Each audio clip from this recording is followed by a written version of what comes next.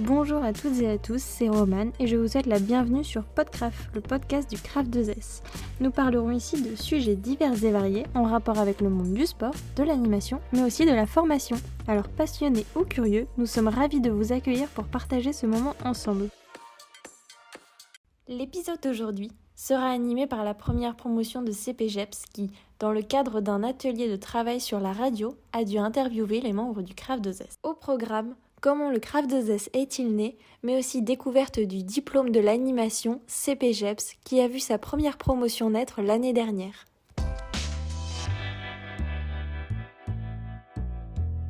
Corentin et moi, Vincent, nous sommes deux stagiaires de cette première formation CPGEPS dans le département du Calvados. Nous accueillons aujourd'hui Caroline Burnel, directrice du Craft 2S, afin d'échanger avec elle de sa structure et de ses missions. Petite question d'histoire, comment est-il né le Craft 2S ? Alors, le Craft 2S. Et depuis quand ? Voilà, enfin un peu l'historique. L'historique du Craft. Donc, en fait, pour ma part, à la base, j'ai été formatrice au CREPS d'Oulgat. Le CREPS qui était historiquement le service public de formation sur le territoire normand. Et j'ai été effectivement pendant près de 8 ans formatrice et en parallèle éducateur sportif. En 2010, en 2009 même, il y a eu des réformes des politiques publiques générales qui ont conduit à la fermeture du CREPS. Et du coup, a conduit finalement à l'arrêt momentané de la formation sur, en tout cas, le CREPS. Et du coup, j'étais arrivée à une période de ma vie où j'avais un choix à faire professionnel qui était soit de continuer plutôt sur le volet éducateur sportif ou de valoriser finalement les compétences que j'avais développées sur la formation. D'accord. Et du coup, je suis partie sur ce projet, cette aventure de créer une entreprise de formation en 2010. Quel est le retour général de cette première année de formation CPGEPS.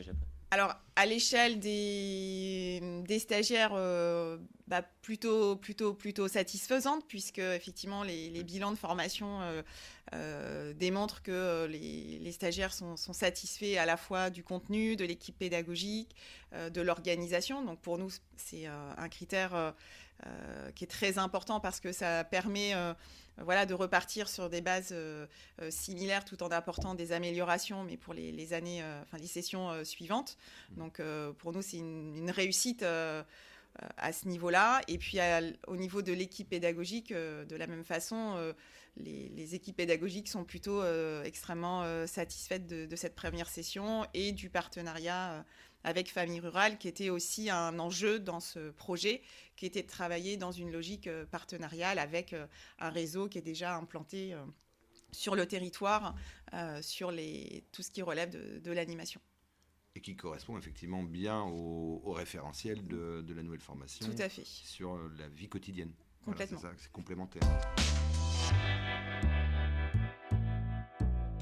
Eh bien, bonjour à toutes et à tous. Nous sommes sur la radio CPGEPS AAVQ, animateur d'activités et de vie quotidienne. Et je suis accompagné de Christophe.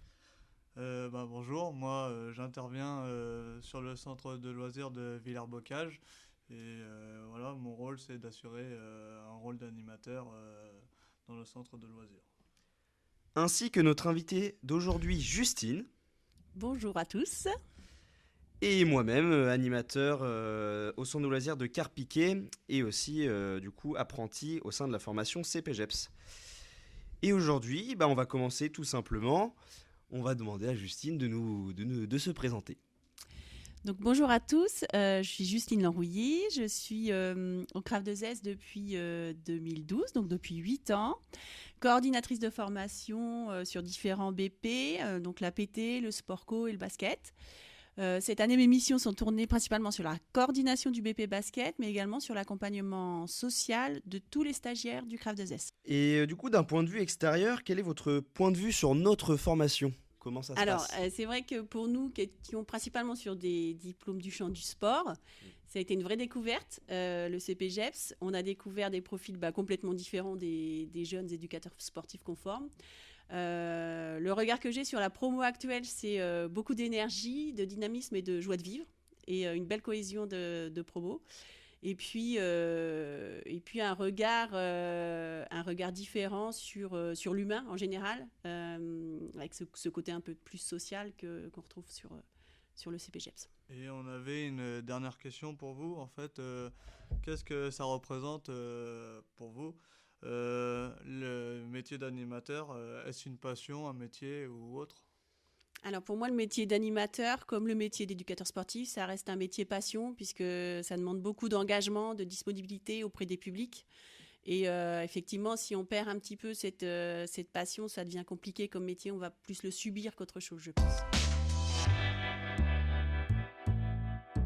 Bonjour à tous, nous nous retrouvons aujourd'hui sur le CPGEPS a vécu de la première de Normandie. Doria et moi-même accueillons Anne Catrice, la responsable du pôle pédagogique du CRAF de Zes. Bonjour Anne. Bonjour. Avez-vous dû mettre en place des choses différentes pour la nouvelle formation qui vient d'ouvrir ? Pour le CP2 ? Oui, tout à fait. Alors, des choses différentes, quand on met une formation en place, surtout une formation qui n'existait pas auparavant, je pense qu'il faut se permettre 2 années de galon d'essai, c'est-à-dire qu'il faut se poser des questions pour modifier certaines choses, mais aussi se permettre d'avoir 2 fois essayé un format pour pouvoir comparer et se dire voilà, ça véritablement, il faut qu'on le garde parce que sur 2 promos, c'est exactement ce qui a fait fonctionner le groupe. Et puis, au bout de 2 sessions, se dire bah tiens, c'est marrant, ça, on pensait que ça n'allait pas le faire, qu'il allait falloir changer des choses. Et puis, le deuxième groupe l'a vécu différemment. Ou inversement, de se dire c'était super, ça a bien marché, et pour autant, ce deuxième groupe, ça ne prend pas de la même manière. Sinon, s'adapter ou changer avec la pandémie actuelle, je pense qu'on ne fait que ça. Donc peut-être qu'on devra à nouveau s'adapter. Mais pour l'instant, on attend aussi vos retours définitifs du groupe 1 pour savoir si on a des choses à modifier sur le groupe à venir. Vous êtes avec Max et Janelle. On se retrouve aujourd'hui avec Félix Gatinel, qui est responsable, qui est coordonnateur CPGEPS et BPGEPS Activité de la Forme. Bonjour Félix. Bonjour tout le monde. Bonjour. Nous, donc, on voulait savoir d'abord comment était né le projet CPGEPS. Le projet CPGEPS, il est intervenu il y a déjà plus de 2 ans. Alors vraiment, si je vous parle de l'origine du projet de formation, c'est ce que j'expliquais tout à l'heure, c'est que le CPGEPS, il a été créé par la branche de l'animation, par les représentants de la branche de l'animation, en collaboration avec le ministère des Sports à l'époque. Et ils ont construit ce qu'on appelle un arrêté ministériel. Un arrêté, c'est une grosse dizaine de pages sur lequel il y a l'ensemble du métier et des compétences visées, en tout cas pour le diplôme. Ça nous est parvenu, cet arrêté nous est parvenu, donc est arrivé dans les mains de Caroline. Et à l'époque, effectivement, quand on lit l'arrêté, on se dit qu'on est potentiellement capable de le mettre en place. On n'est pas capable de le mettre en place seul. Donc très vite, Caroline identifie un acteur qui est aujourd'hui prépondérant dans la formation, qui est Famille Rurale, avec lequel on ne travaille pas en direct à l'époque, mais qui est à l'époque antenne pédagogique. Donc en fait, via le CFA des métiers du sport, on est déjà un peu collaborateur puisqu'on travaille finalement un peu pour la même patrie. Donc ce lien-là qu'on avait via le CFA nous a permis assez rapidement de se mettre en contact et derrière d'envisager une collaboration. Très, très clairement, ce qui a fait la vraie différence, l'acteur qui a fait la différence, c'est Jérôme. Parce que sans Jérôme, aujourd'hui, le CPGEPS, il n'aurait pas réellement lieu. C'est-à-dire que Jérôme, il est arrivé avec des idées, avec une connaissance du métier et du secteur qui a évidemment favorisé largement cette première session de formation. Je trouve que la qualité de la formation aujourd'hui, évidemment, elle est liée à plein d'acteurs, mais il y a quand même quelques acteurs phares qui ont vraiment tiré vers le haut cette formation-là. Jérôme en fait partie. Ça, c'est... Mais quel est ton ressenti global sur cette première année de formation en une petite phrase, on va dire. En une petite phrase. Non, mais tu m'en demandes beaucoup là. Pour pas t'en demander. Non, c'est justement pour t'aider. Le ressenti général, c'est ça. Je pense que ça transparaît un peu dans nos échanges, c'est que avec Jérôme, on a vraiment tout l'historique de la relation depuis le départ. Donc c'est vrai que on savait que dans cette formation-là, il y aurait des freins à lever, il y aurait des leviers, il y aurait évidemment des situations problématiques à résoudre. non seulement elles se sont résolues au fur et à mesure des échanges et puis du travail qu'on a pu mettre en place avec Famille Rurale, mais je trouve aussi que la relation qu'on met en place, nous, avec Famille Rurale, c'est vraiment structuré, c'est vraiment stabilisé au fur et à mesure de cette année de formation. En plus de ça, qu'est-ce que j'en retire? Je vous dis, individuellement, c'est une vraie richesse professionnelle et personnelle, puisque les valeurs que vous défendez me parlent aussi intrinsèquement. Donc évidemment, elles se traduisent aussi dans mon quotidien personnel, si je lâche un peu la casquette de collaborateur Craft 2S.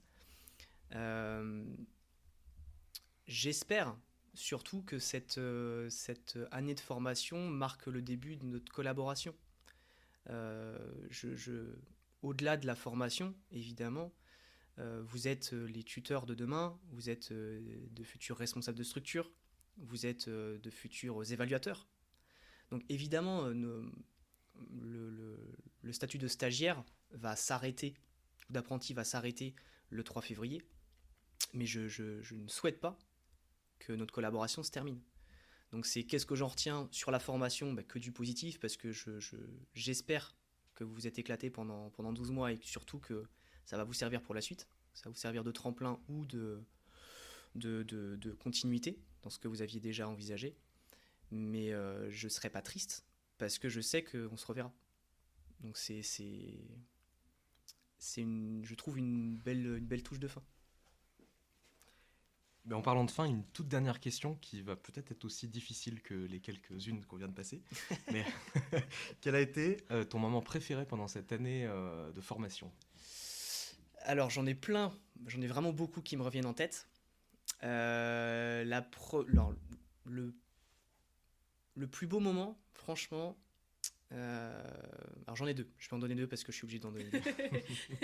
Le premier, c'est l'activité slam, vraiment. Ça a été un moment qui m'a touché profondément.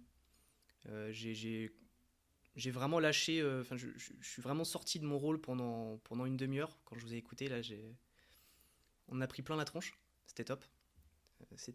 J'aurais vraiment voulu que ça continue, sincèrement. C'était beau de vous voir évoluer comme ça, d'admirer votre capacité en quelques jours à produire un truc aussi impressionnant. Et puis ça vous a...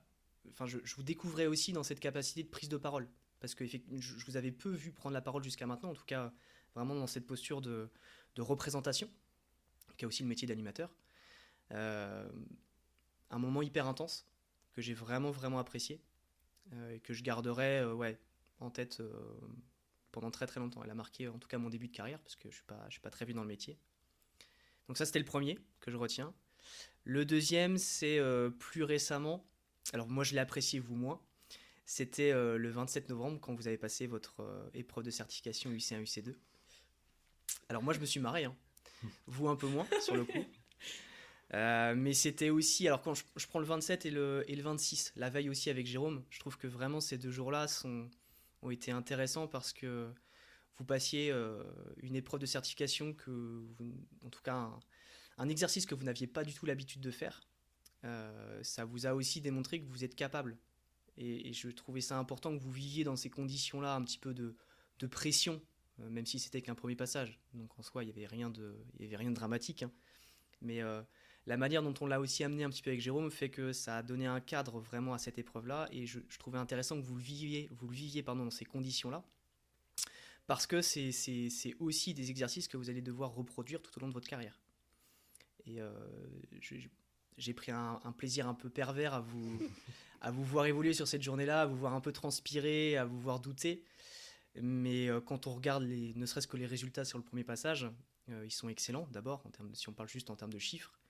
Mais surtout en termes de retour, comme ont fait vos évaluateurs, on perçoit bien qu'ils avaient des professionnels, de futurs professionnels en face d'eux. Et c'était ce qu'on venait chercher en fait. Donc c'est une réussite dans tous les sens du terme, encore une fois.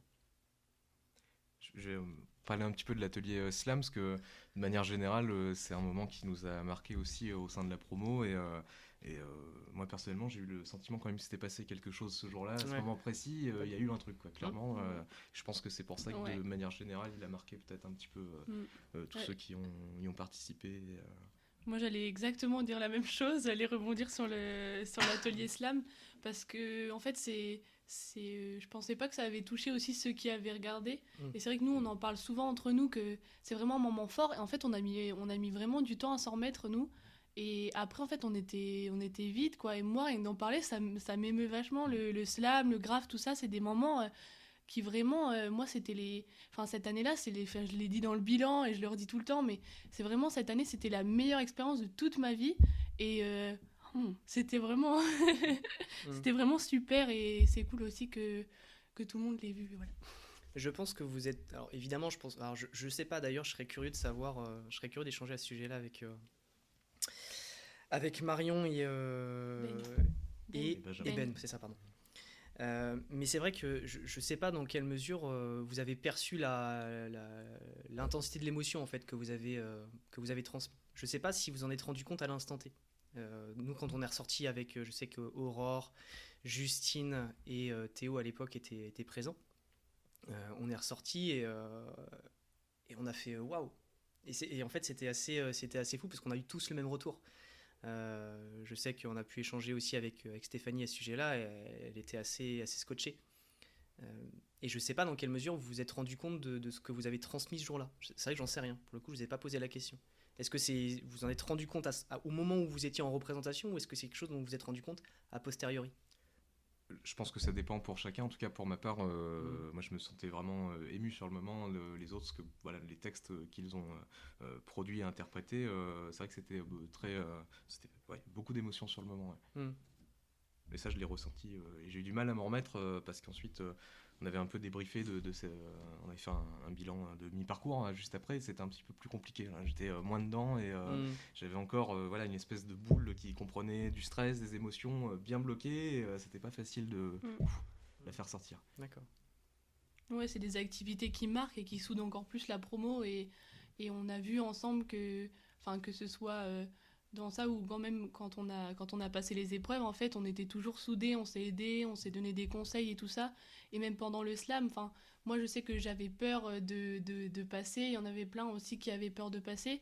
Moi, 10 minutes avant de passer, j'étais en train de pleurer dans le couloir, mais au final, je l'ai fait parce que le cadre est bienveillant, parce que tout en fait porte à être rassuré et porte à être courageuse du coup dans mon cas, mais ouais, c'est des activités, c'est des formations qui marquent, c'est vraiment des choses importantes, et c'est aussi ça qu'on retient de la formation, c'est des moments marquants et qui ont marqué tout le monde.